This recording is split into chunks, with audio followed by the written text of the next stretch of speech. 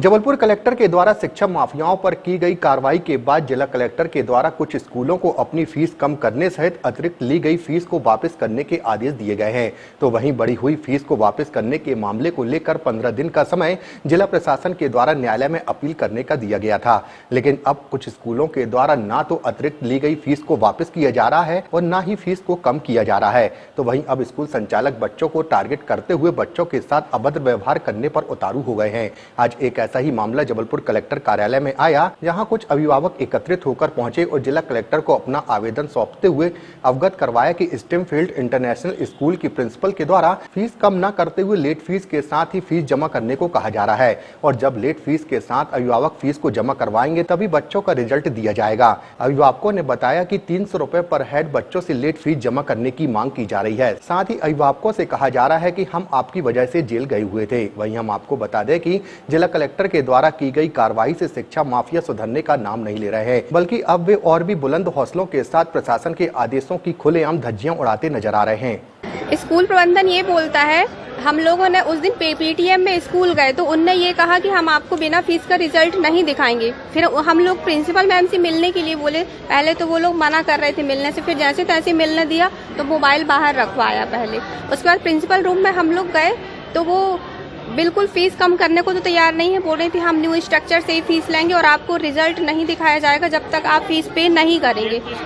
फिर हमने बोला कि आप फीस ले लीजिए फर्स्ट क्वार्टर की, उसके बाद हमें रिजल्ट दिखाइए। तो बोले नहीं, लेट फीस तो लगेगी ही और पर हेड वो 300 पर मंथ लेट फीस ले रही है। अगर अप्रैल में जो जमा नहीं किया है तो उसका लेट फीस 300 जा रहा है। तो 300 एक पेरेंट देगा तो बाकी पेरेंट्स वो कितना ले लेंगे। वो ये भी बात आ रही कि जेल जाएं। हाँ, वो ये बोल रही हैं कि हम आपकी वजह से ही तो जेल गए थे। तो हम लोगों ने क्या किया था? आप लोगों ने किया था तो आप गए थे जेल।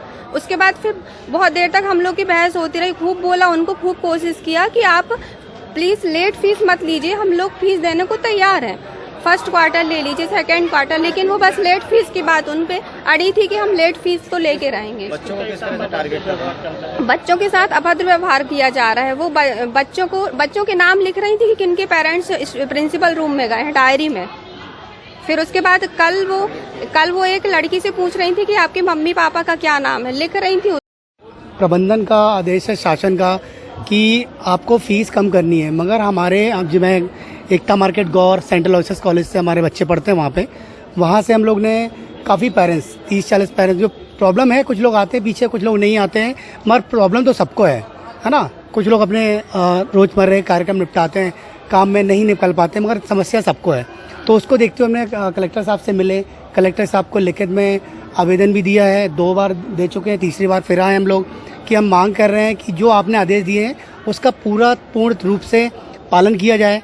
नहीं कर रहे हैं तो समस्या है, लेट फीस लगना और बच्चों को टारगेट करना, ये बहुत सारी चीज़ें हो गई, कुछ स्कूल में हो गई हैं, कुछ में नहीं हुई हैं, तो वो भी धीरे धीरे चालू हो जाएंगी। पारित किया रहा जिसमें स्कूल माफिया की कमर तोड़ने लगी, लेकिन कार्रवाई के बाद भी है, आदेशों के बाद भी है, स्कूल लगातार मनमानी यहाँ करते नजर आ रहे हैं।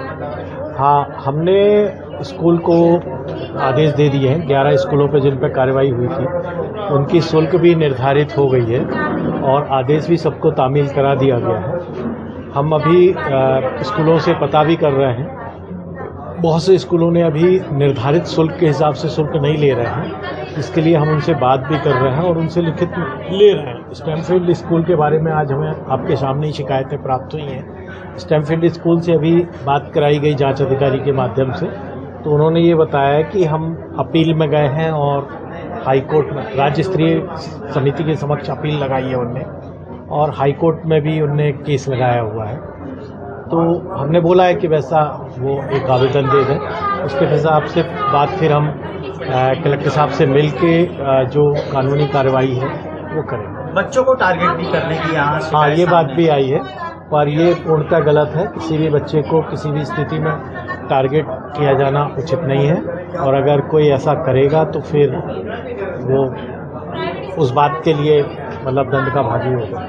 सर, पेरेंट्सों को भी धमकी दी जा रही है कि एक लोग से जेल गए हैं तो आप लोगों को मतलब परेशान कर रहे हैं माता पिता को, किस तरह से? हाँ, पेरेंट्स ने मुझे बताया, पर ये बात ठीक नहीं है कि किसी भी बच्चे को टारगेट किया जाए। सर कई बच्चों को टीसी भी नहीं दी जा रही, परेशान हो रहे हैं उसके लिए। वो जिनको टीसी चाहिए वो अगर हमें बताएंगे आवेदन तो हम टीसी दिलाएंगे।